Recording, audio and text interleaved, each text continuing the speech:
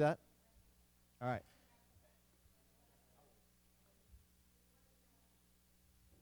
Good afternoon. My name is Dr. Chris Magryta. I am a local pediatrician. I did my initial training at a couple different institutions. I don't know if you ever guys heard of Vassar College. So it's a small school, very much like Catawba College up in New York. I spent 4 years there as a physics major, and then decided that I really loved medicine. So I shipped myself down to Atlanta, Georgia, and went to Emory University, finished medical school there, and then jumped up to University of Virginia, which is why I wear orange socks. Cavaliers, yes. Oh, nice. Love your shirt. And after spending 3 years in pediatric training, decided to come down to wonderful Salisbury and join a practice here in town called Salisbury Pediatrics. Some of you may know it, some of you may not. And subsequently, I've gone on to do a little more training in, I don't know if you guys have ever heard of the term integrative medicine. Anyone know what that means? So essentially, I was an allopathic trained physician, which means I was trained in traditional medicine, and then I went on to the University of Arizona to learn everything else that traditional medicine doesn't teach us. So high-end nutrition, supplements, Ayurvedic medicine, which is basically considered Indian medicine, Chinese medicine, and various and sundry other things, chiropractic. And so basically I just consider myself somebody who has a bigger toolkit. I can do the general medicine, and I can also add other things in if we need it. And so I'm going to try and bring all of those teachings to help you guys understand a little bit about what I call going for it. Okay, so you guys just finished a wonderful meal. How many people ate flour foods? Flour foods. Correct. All right, mac and cheese. Anyone have bread? Breaded chicken tenders. All right. Did anyone not consume any flour? All right. Did anyone not consume any sugar? No. It's not impossible. You could have just ate meat. You could have just ate. So the reason I'm asking is because typically after you eat a meal, a big meal with flour, what happens to you? You get tired and sleepy. You could get bloated, but if you're getting bloated, that usually means you have a reaction to the food. But generally you get tired. So the first lecture after lunch is usually the worst lecture to have. All right, so I'm going to make it good. So stand up.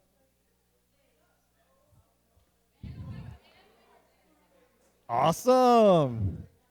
I like it that you guys were dancing. All right, so does anyone know what the word prana means? Prana, P-R-A-N-A, and it doesn't, what does it mean? No, that's piranha. That's P-I-R-H-A-N-A. That's a fish that tries to eat you. No, prana, P-R-A-N-A. Anyone know? So prana is basically is Indian, or we use it mostly in things like yoga for breathing, right? So when you want to wake up, how can you wake up with breathing? Does anyone know? Well, hyperventilate to an extent. If you hyperventilate too much, you go, all right? So let's do this. Purse your lips, and I want you guys to breathe like this.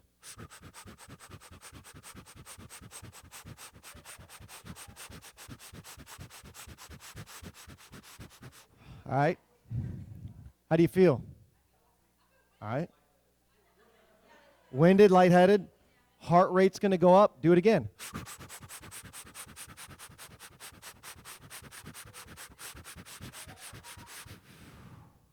All right, now you get a little more lightheaded. All right, good. But you feel you're going to start feeling awake. So if you ever get to a point where you're feeling tired, you can just gently go. It'll wake you up. All right? All right, sit down. So, who knows who took this picture? Who took this picture? Not me. I wish I did. This is Ansel Adams, one of the best photographers of all time. I start all my lectures with him because he captures the beauty of the nature of our world. Okay? I titled this lecture, Go For It. I love tigers. Genetically, same creature. The only difference is they have a little bit different coat color, but they're all tigers. So we're at Catawba College, right? So part of understanding why you go to college is so that you guys learn what? Everything, right? Whatever you decide to learn, you can learn in college, right? You want to be excellent at it. You want to be the best you can be. You want to come out with quality, abilities, so somebody can hire you or you can own your own company to do great things, right? Peak performance and leading are two keys that you're probably learning this week here. Heather White, phenomenal people that are here, and you guys are blessed to be around some very, very intelligent people. But my goal here is to help you understand what peak performance is and how you get there. And I'm going to talk primarily about food, nutrition, okay? Does anyone know who these people are? Anyone? Can you name any one of those people? Huh? Why are they all men? Because I just chose 5 men. Why are they all white? Well, technically they're not, but they are. These are 5 people that I just chose randomly. Okay? But these. So who's this? There you go. You got one right. Who's this guy? This is Tim Ferriss. Tim Ferriss, as in Ferris wheel. Tim Ferriss is the most downloaded podcaster in the world. He has over 77 million downloads. Podcast is a lecture that he does audio that you can download on iTunes. So he's an experimenter. It's called The Tim Ferriss Show. Okay? Most downloaded podcaster and an absolute genius to listen to. This is Peter Diamandis. Peter Diamandis started something called the X Prize. The first prize given, $15 million to send a spaceship into outer space by a private company.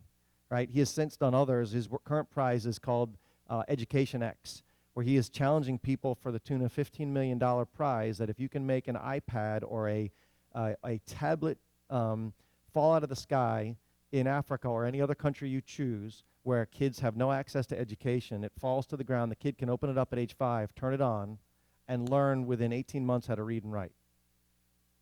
That's the prize, and they're already working on it. The only kicker to that is that it has to be free of charge from that day on. So whoever gets the 15 million, they can never charge another dime for that application. Who knows that guy? Elon Musk. Elon Musk is the founder of Tesla, and also he's got the company that launches spaceships into space. And this is Tony Robbins. The reason I chose these guys is there are 5 people that are pushing the envelope and get out of their comfort zone all the time to be great, right? And could choose women, tons of people. These are just 5 people right now that I know and follow and think are great, okay? And this is a choice process here. Tony Robbins is probably the #1 motivational speaker in the world right now, okay?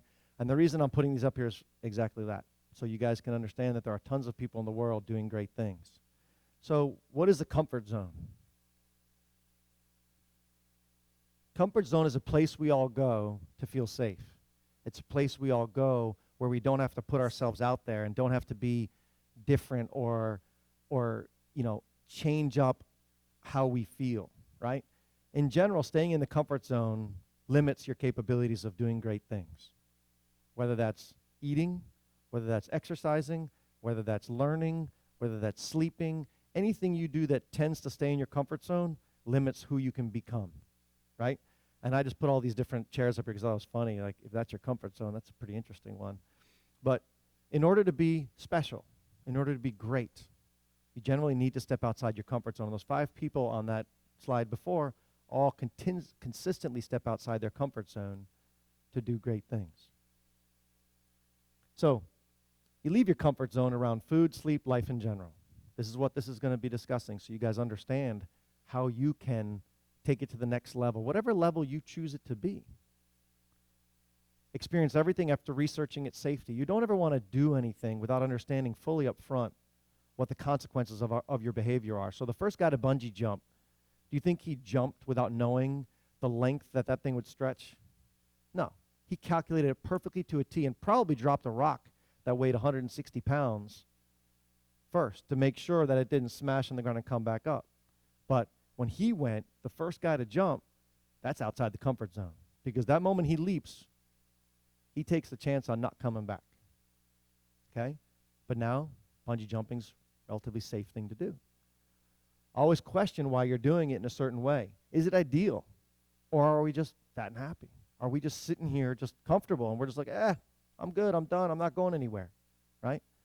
But we're going to talk a lot about questioning, and I'm a big fan of questioning. I think if we stay where we're at and being in medicine, if I stay where I'm at today, kids suffer, right? Because every year we learn more and more about how to be the best we can be, and things are changing. So always question the reality. And what is a peak state? Does anyone know what a peak state is?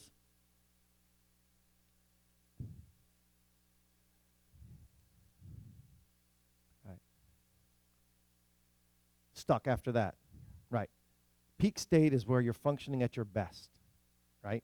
And every one of us functions at a different peak state. But peak state is key. If you can get to your peak state, you can do phenomenal things. And we're going to talk about what it takes to get there. It ain't rocket science, right? You know, there are rocket scientists in the world. Everyone says that's the most amazing thing. But in general, being special just means you got to push in some direction or another. There's guys right now, there's a kid from Davidson College who is the #1 viner in the world, right? He finds that fascinating. I don't, but he does, and he's great for it. That's a peak state for that discipline. He's, 18 years old, I think. So what are our goals? For you guys, you're in high school, right? You guys have a long life ahead. I would gladly go back to your stage and start all over again. It would be awesome, knowing what I know now especially. We want to improve scholastic performance. We want to improve athletic performance, right? Everyone should be an athlete. And I'm not talking about you have to play a team sport. You have to do, golfing, all that. Athletics means you move. You get out there and do stuff to keep your body in good shape. We are not designed to sit on our bottoms at all. And humans that sit on their bottoms for long periods of time suffer lots of disease, okay? We want to maintain a healthy physical appearance. As teenagers, most people are heavily involved in wanting to look good. Why? Well, it's genetic, right? If you look good, you attract a mate. You attract a mate, you then are able to procreate the next generation. You may not understand that. It may sound funny. It may sound strange at your age, but that's exactly what it is. Why are male birds very pretty? Well, because they attract the female bird, right? If you look at the female peacock, brown, not the most beautiful, but the male peacock is gorgeous. It's flip-flopped to some extent in humans, right? Women go out of their way to look gorgeous all the time.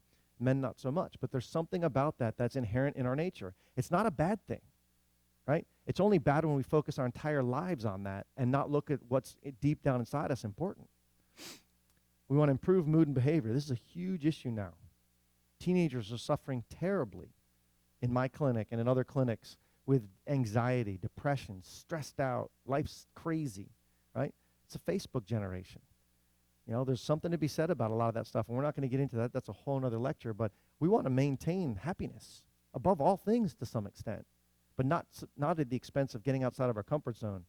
We want to reduce stress-related illness, headaches, GI upset, anxiety. All these things are getting you out of your peak state. I hope that I can convince you guys that it matters what you eat and not just what you do not eat. This is going to be one of the keys to this, is when you guys leave here today, you understand that getting outside your comfort zone and being great is related to food. It also matters how you sleep, how much sun exposure you get, and that list can go on and on and on.